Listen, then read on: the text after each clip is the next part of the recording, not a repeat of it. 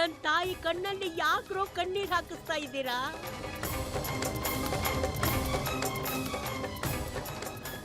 ನೀವು ಚೆನ್ನಾಗಿರ್ಬೇಕು, ಸಂತೋಷವಾಗಿರ್ಬೇಕು ಅಂತ ನಿಮಗೆ ಮದುವೆ ಮಾಡಿಸಿದ್ರೆ ನೀವಿಬ್ರು ಸೇರ್ಕೊಂಡು ನನ್ನ ತಾಯಿ ಕಣ್ಣಲ್ಲಿ ಕಣ್ಣೀರ್ ಹಾಕಿಸ್ತಾ ಇದ್ದೀರಲ್ಲ, ಖಂಡಿತ ನಿಮ್ಗೆ ಒಳ್ಳೇದಾಗಲ್ಲ ಕಣ್ರೋ, ಒಳ್ಳೇದಾಗಲ್ಲ.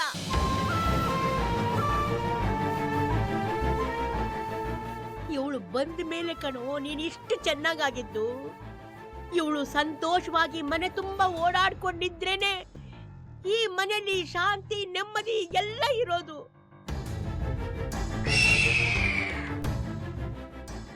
ಅಂತ ದೇವತೆ ಕಣ್ಣಲ್ಲಿ ಕಣ್ಣೀರ್ ಹಾಕಿಸ್ತಾ ಇದ್ದೀರಲ್ಲ, ಖಂಡಿತ ನೀವು ಉದ್ಧಾರ ಆಗಲ್ಲ ಕಣ್ರೋ, ಉದ್ಧಾರ ಆಗಲ್ಲ.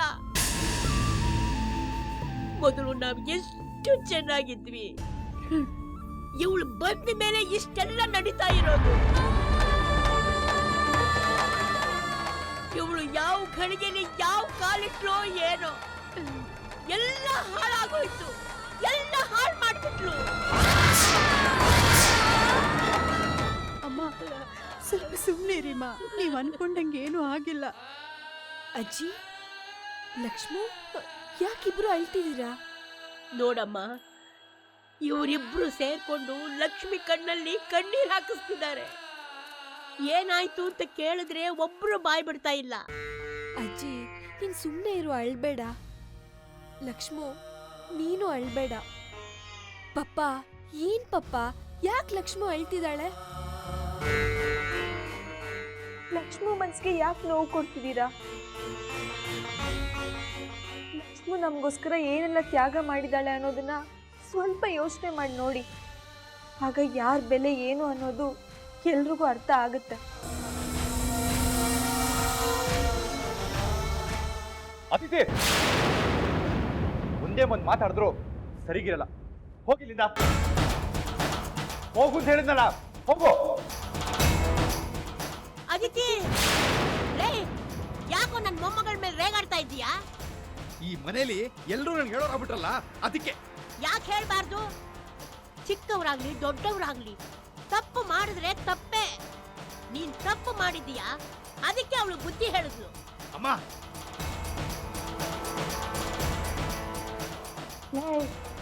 ನಾನು ಹೇಳೋದನ್ನ ಸರಿಯಾಗಿ ಕೇಳಿಸ್ಕೊ. ನೀನು ನಾನು ಜನ್ಮ ಕೊಟ್ಟ ಮಗನೇ ಇರಬಹುದು, ನನಗೆ ಲಕ್ಷ್ಮಿನೇ ಮುಖ್ಯ.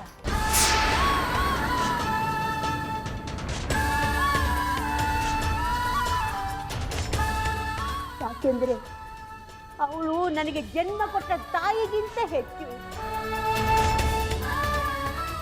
ಇಲ್ಲಿ ಮನೆಗೆ ಪುನರ್ಜನ್ಮ ಕೊಟ್ಟ ತಾಯಿ ಕಣೋ.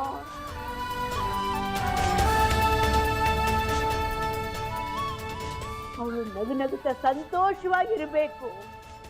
ಅವಳ ಸಂತೋಷಕ್ಕೆ ಯಾರಾದ್ರೂ ಅಡ್ಡಿ ಬಂದದ್ದೇ ಆದ್ರೆ ನಾನು ಅವ್ರನ್ನ ಸುಮ್ಮನೆ ಬಿಡಲ್ಲ.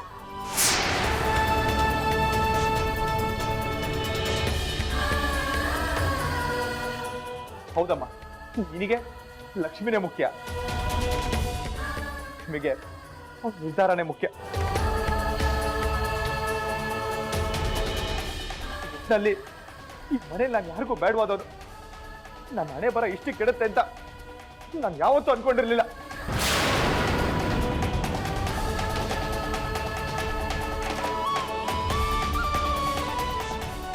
ನನ್ನಿಂದ ತಾನು ಇಷ್ಟೆಲ್ಲ ತೊಂದರೆ ಆಗ್ತಿರೋದು. ನಾನೇ ಮನೆ ಬಿಟ್ಟು ಹೋಗ್ತೀನಿ ಬಿಡು.